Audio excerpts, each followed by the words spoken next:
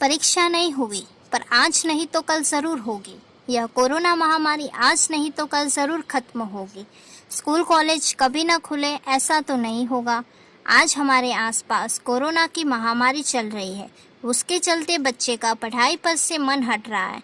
ऐसे समय में बच्चों को पढ़ाई का महत्व बताने के लिए मुंबई की एक स्कूल में बच्चों को एक ऐसा मैसेज देने के लिए एक ऐसी स्टोरी सुनाई गई जो हमारी पुराण कथा में लिखी गई थी, जो आज मैं आपको सुनाती हूँ, जिससे हमारे चैनल से जुड़े हुए बच्चों को मैसेज पहुँचे। और जिसने इस चैनल को सब्सक्राइब ना किया हो वो फटाफट से कर दे। हमारे पुराण में लिखी गई ये कथा, जिसमें इंद्र भगवान किसानों से कुछ कारणसर नाराज हो जाते हैं और 12 साल तक बारिश नहीं होगी, आप अपनी फसलें नहीं उगा पाएंगे, ऐसा बोल देते हैं।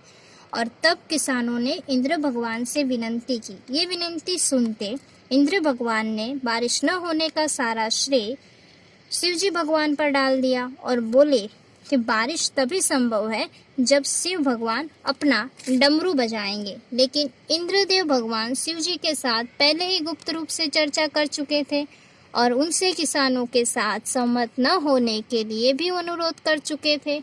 और अब ये किसान भगवान शिवजी के पास गए और बारिश के लिए विनती करने लग गए।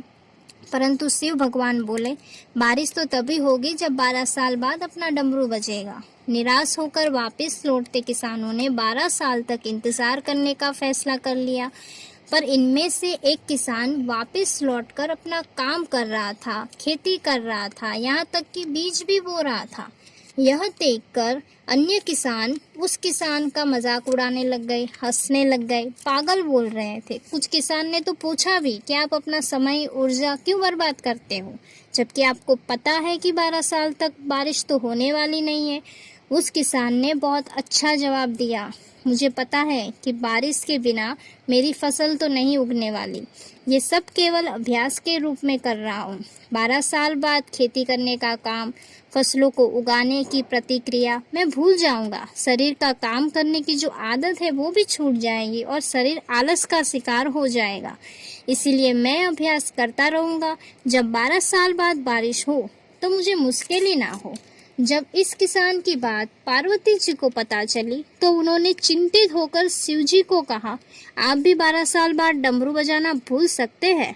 यह सुनकर भगवान शिव जी ने चिंतित हो गए, इसीलिए कहीं वो डमरू बजाना भूल तो नहीं गए, इसकी जांच करने की सोची और अपना डमरू बजाने की कोशिश करने लग गए। कोशिश करते हुए डमरू की आवाज़ जैसे ही आई वैसे ही बारिश होने लग गई और जो किसान नियमित रूप से अपना काम कर रहा था उसी किसान को खेत फसलों से हरा भरा हो गया।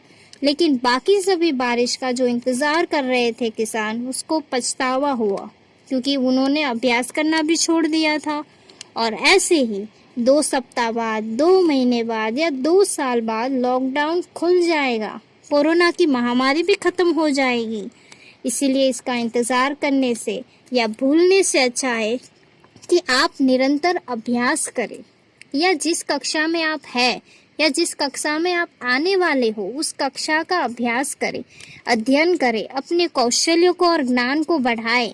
जिस ज्ञान को आप जानते हैं उसको बेहतर बनाएं। ऐसा नहीं है कि आप अपनी पुस्तकों में ही ज्ञान लें, परंतु आपको जिस वस्तु में रुचि है वो कार्य करें, उसमें अपने आप को बेहतर बनाएं।